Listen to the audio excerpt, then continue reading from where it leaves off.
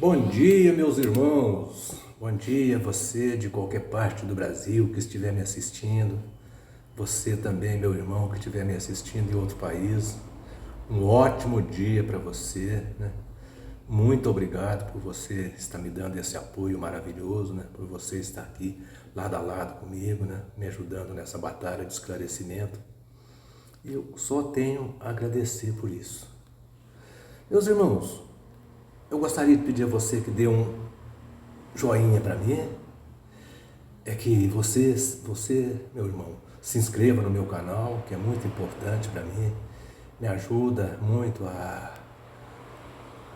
meu canal a crescer, ajuda pro YouTube sentir, né, a relevância que o meu canal tem e recomendar para mais pessoas. Agradeço a vocês muito por isso. Hoje, meus irmãos, eu vou mudar um pouquinho o foco do meu assunto. Hoje eu vou falar sobre algumas coisas que acontecem em algumas igrejas evangélicas, as chamadas igrejas pentecostais, que eu realmente não concordo, e não só eu não concordo. A Bíblia não está de acordo com algumas coisas que acontecem em algumas igrejas evangélicas, as chamadas pentecostais. Então, eu vou falar hoje um pouquinho sobre isso. Não tenho nada contra meus irmãos evangélicos, pentecostais, respeito a todos, mas tem algumas doutrinas de vocês, meus irmãos pentecostais, que eu acho que não está de acordo com a Bíblia. Seria bom se vocês revessem esse conceito. Por exemplo, hoje eu vou falar de algumas igrejas que fazem tanta confusão usando ali o nome do Espírito Santo. Bom, sinceramente, eu acho que chega a ser desrespeito o que algumas igrejas evangélicas fazem usando o nome do Espírito Santo. Eu vou citar aqui uma experiência aqui.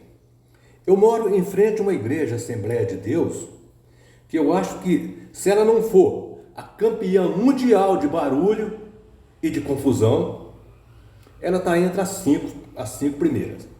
Né?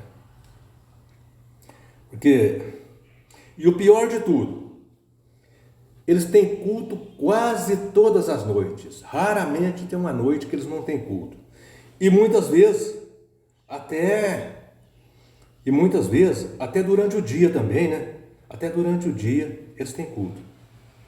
Quando eles chegam ali, para começar ali o trabalho deles ali, eu mais a minha esposa começamos a torcer para eles cantar. Tomara que eles cantam, porque a música deles é muito bonita, eles cantam muito bonito, umas músicas lindas, umas músicas evangélicas muito lindas, e eles são um grupo muito bem afinadinho.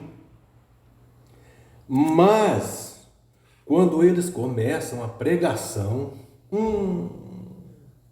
sai de baixo. Quando eles começam a pregação, eles faltam só enlouquecer a gente. Primeiramente porque eles têm uma aparelhagem de som muito boa e o som deles é muito alto. E eles colocam o som no último volume.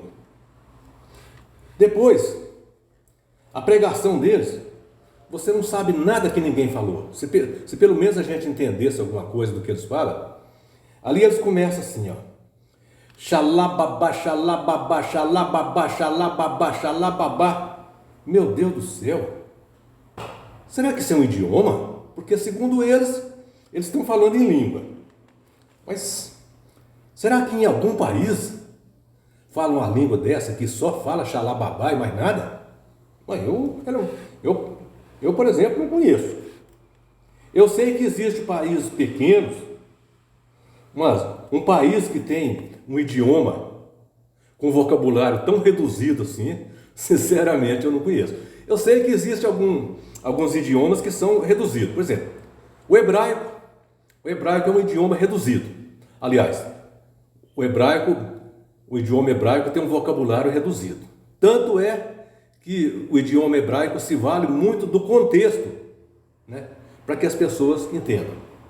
Então, mas reduzido assim, pelo amor de Deus, né? Sinceramente, para falar para vocês, eu vou dizer a verdade. Eu duvido que isso seja manifestações do Espírito Santo. Eu duvido. Se alguém quiser me provar que isso é manifestações do Espírito Santo, então me prove, porque eu duvido. Porque eu vou usar a Bíblia para mostrar que isso aí não é manifestações do Espírito Santo.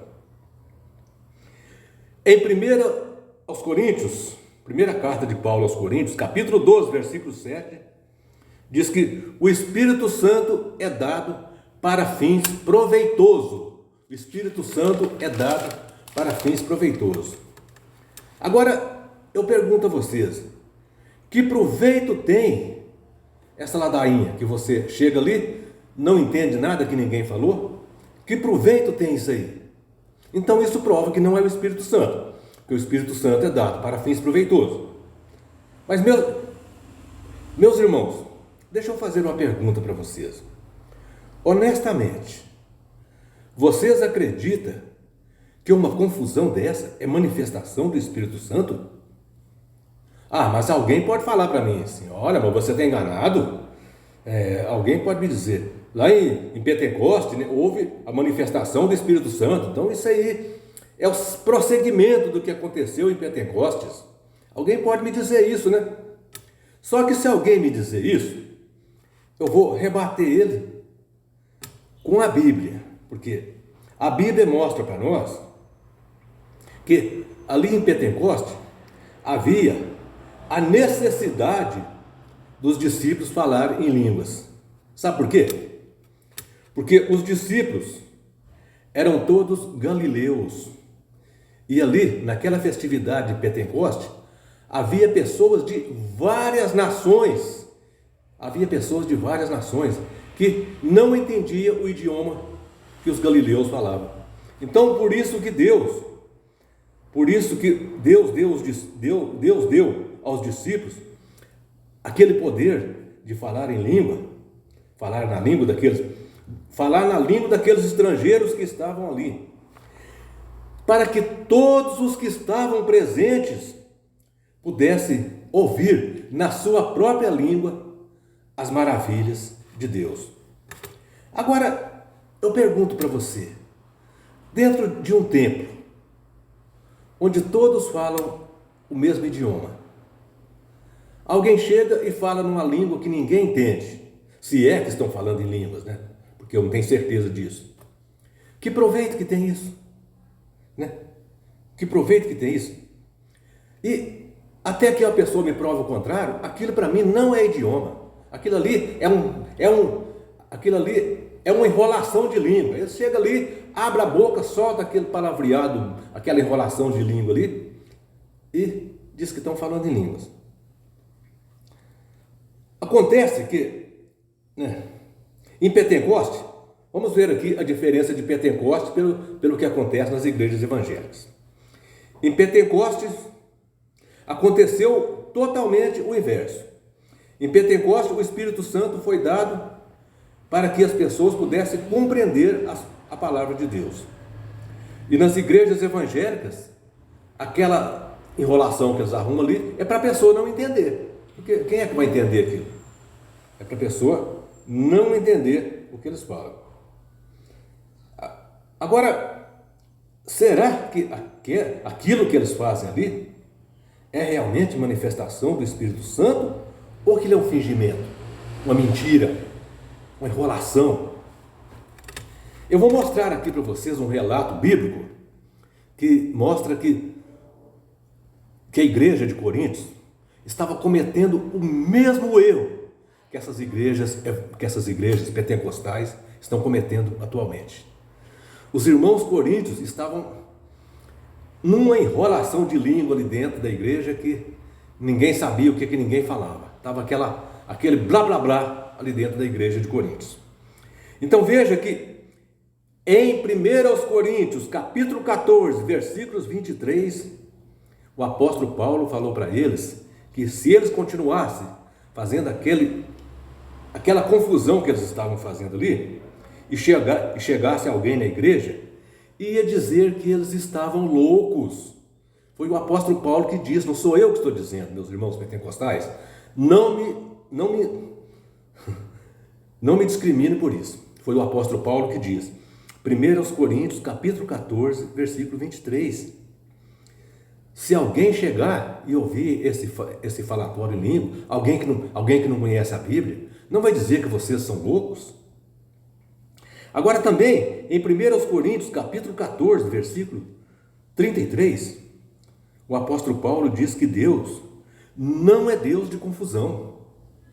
Será que Deus habita no meio da confusão daquela? Agora, se Deus não é Deus de confusão, com certeza Ele não está ali, porque o Espírito Santo é Deus. O Espírito Santo é Deus.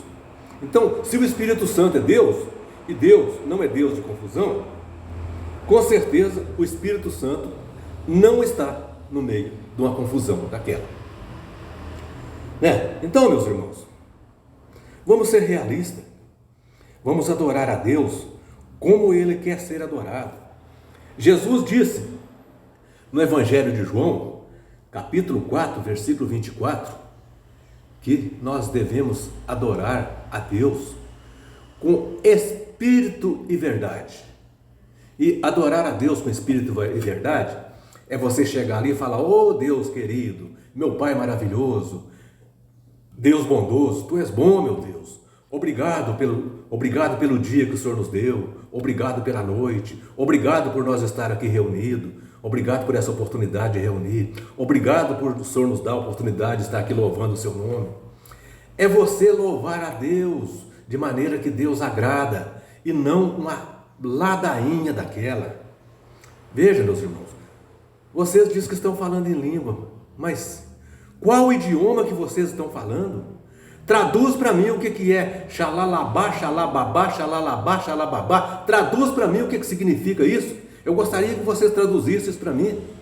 Vocês da Assembleia de Deus aqui, em frente à minha casa aqui, traduz para mim o que significa xalalabá, xalalabá, xalababá, xalalabá, xalababá. Eu quero saber o que significa isso.